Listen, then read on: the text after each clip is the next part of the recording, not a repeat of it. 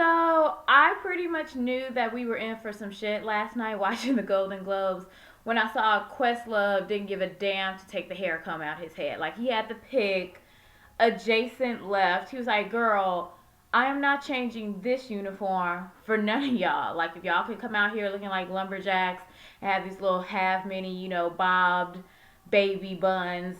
Casey Affleck, then I'm gonna come out here in all my Afro glory, and you were gonna get these tunes. I knew, right? Like my spirit, like inside of me, half of my like Nat Turner and a little bit of like Asada was like, this, we're not playing like white Christian choral music during every commercial break. Okay, I'm hopeful. I'm hopeful. Then when I proceeded, it was like one after the other. When Tracy Ellis Ross walked up onto the stage, and I'm not saying this to hypersexualize this queen. I mean, it was like in my head, all I heard was boom, boom, boom, boom, boom. Like she is slugging, giving all type of body goals. And I was sitting there looking at her like, you might be Diana's daughter, but tonight you are Tracy Ellis, honey. And I just sat there so proud, so happy. Her ponytail was blowing in the wind like Pocahontas. And she was just like, oh, hi. So you all, and she was so cool with it. That's what I loved about her acceptance speech. She didn't get up gushing and falling apart. And I mean, don't get me wrong, there's nothing wrong with doing that. However you express joy for getting an accolade of that stature, I would probably come up and literally take my shoes off to walk up on the stage because I'm like, I'm going to trip and nobody's putting this in the blogs tomorrow. But the fact that she walked up and was like, hi guys. Me and the rest of us has known that I'm the shit, but I'm very happy that you all get to see it too. It was kind of like when Kelly Clarkson looked at Miguel at the Grammys and was like, I don't know who the hell you are, but I need to listen to you. I kind of feel like it was one of those reverse moments where she was just like, no, you need to peep me. I've been over here snatching edges and packing lunches and being a bomb-ass cardiologist and being funny and interested on Blackish. Then you had Viola Davis who got up on stage looking like a seer. Like she just looked like, I'm a prophetess from deep down in the bayou.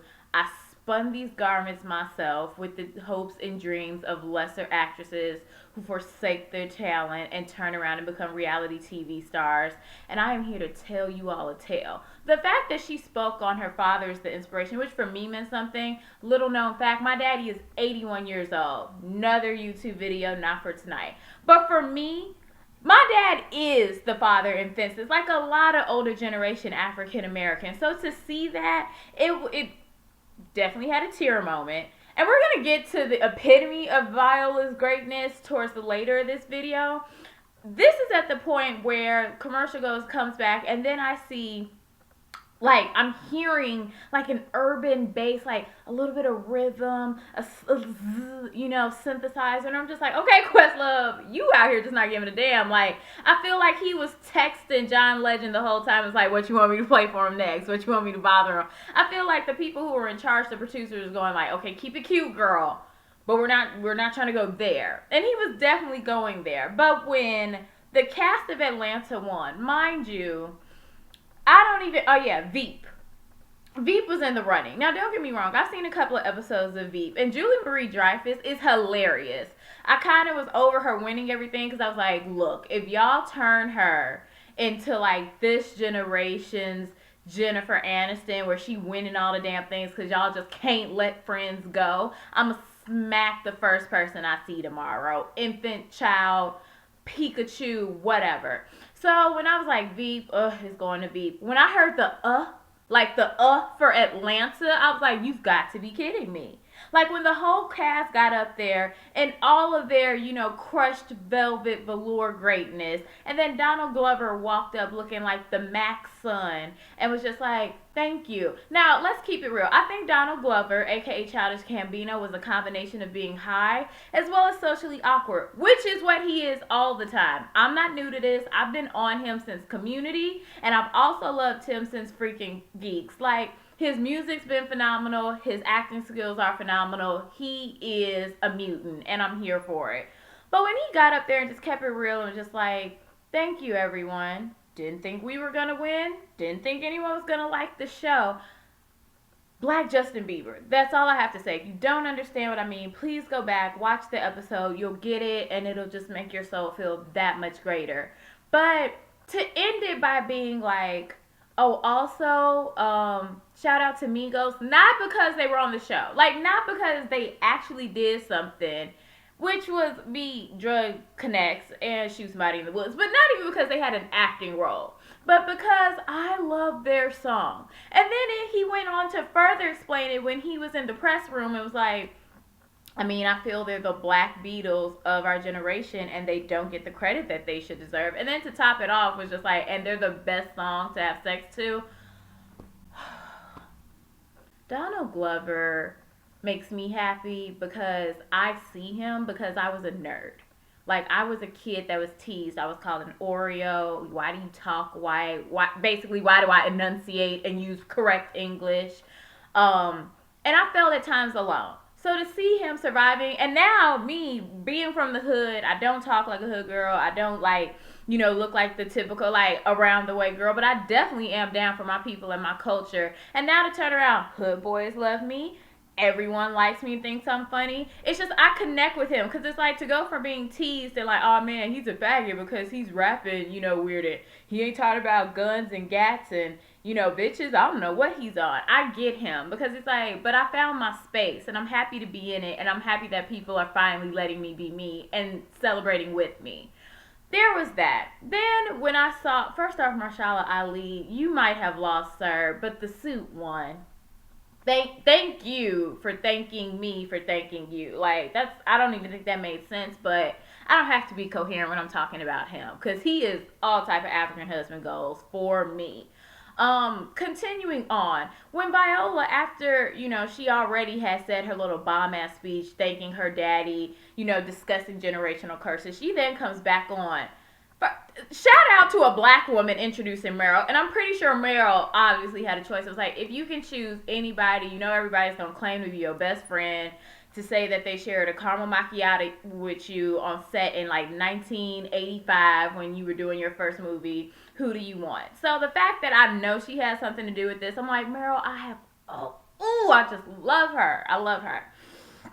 Meryl got on stage and just went through everybody. I'm sitting here going, what did she have to go to file cabinets? Because everyone is split up by their agents. I'm like, was she literally calling CAA? Not her, but having her minions. Because, Meryl was sitting there with chamomile tea. It's like, get me the documents. Can I have them by noon? Thank you. Smiling but serious at the same damn time. And I'm like, she went through everybody. It was just like, let me keep it funky fresh while y'all sitting here picking and choosing who needs to stay in this country. Be careful what you say now, honey, because that means everybody has to leave. That means everyone who you're sitting there going, oh, he's just so cute. And Ryan Gosling, he married Eva Mendes. And, ooh, they have a spicy relationship. All the stereotypes you give in bullshit. That means we all got to leave. Maybe not us, actually, because I'm like, y'all came here about the Bering Strait girl. I'm a part of the Native community. For real, we were here. Just throwing that out there.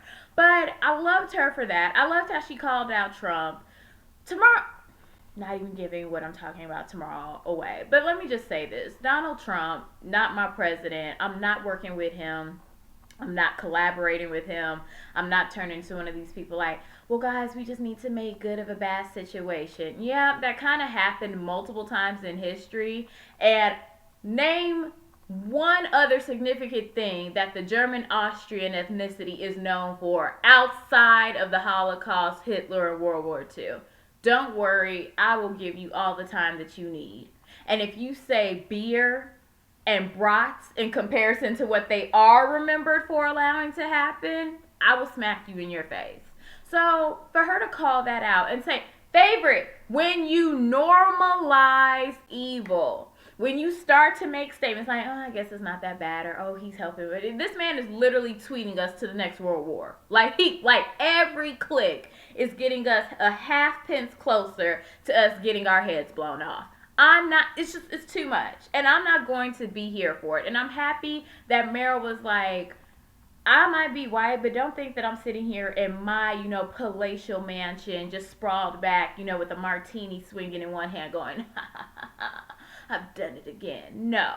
I love Meryl Streep. I'm very happy for her award. She deserves it. The woman is a living legend. And aside from one of the few people that honestly, when she gets nominated, people are just mad that she's that good. She's the white Beyonce. It's not because you can say that, like, oh, she isn't talented or didn't deserve it. Y'all just mad because she gets nominated or wins every freaking time. But she deserves it every freaking time. So sit down. Then going back to even rewinding when Viola introduced her, I heard sayings that I heard: smoked turkey, collard greens, ham hocks. Three phrases that were put into one sentence on a platform that you would never hear that mentioned. Like, it's not a part of Wolfgang Puck's menu items, which, no.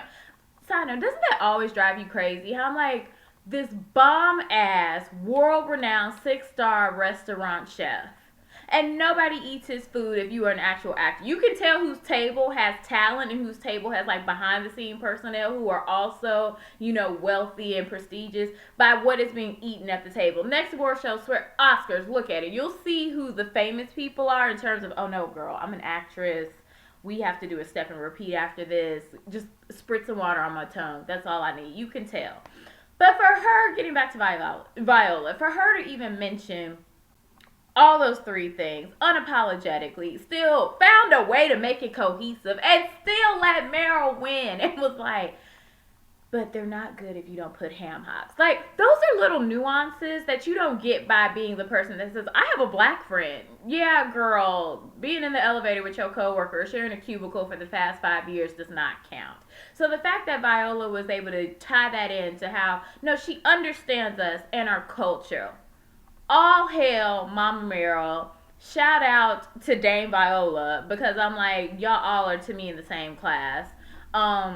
Denzel, amazing. The cast of Moonlight. For everyone who didn't win, Issa, sweetie, your time's coming. Because we already know Insecure is too fucking good for them not to give you your just due. And they already know. 2017 is, we're already standing on the line of just, I wish you would.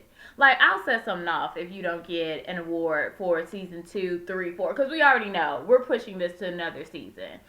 Long story short, it was the first time in my life that I have watched an award show, and actually a half of a feeling in me was like, you know what?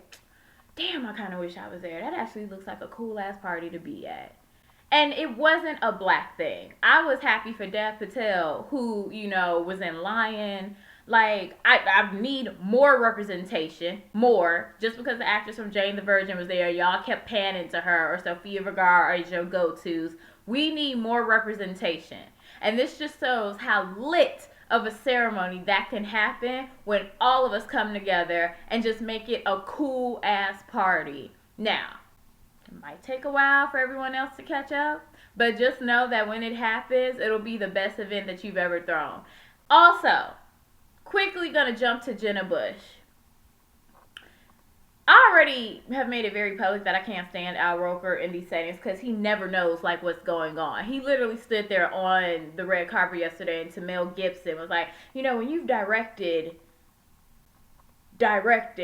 like he sounded like a robot from Westworld that was malfunctioning. And I'm just like, when he's directed The Patriot, The Beaver, Braveheart, I was like, God, why am I not on there? It's coming, Joy. It's coming. But for her to sit here and do the same thing, I'm like, take the journalist off the title. Just say you're I know social media influencers that have more common sense and do better research. Hidden Fences, I don't know what the hell that is. Never heard of it, never touched it, never watched it. But Hidden Figures and Fences are two of the best things to come out of Hollywood in the past 10 years. Get into it and stop proving or reminding people why we didn't like your daddy in the first place, because he's an idiot. Don't be like him, girl. I know the gene pool is there. I know it's trying to rise to the top, but you need to have some common sense. That was a travesty, and you deserve to be smacked for it, and we need a public apology. If Mariah Carey can tweet her mess up, then girl, I'm sitting here waiting on your Twitter fingers to take off. Other than that, shout out to the award show, and y'all just might have me for the Oscars. Outie!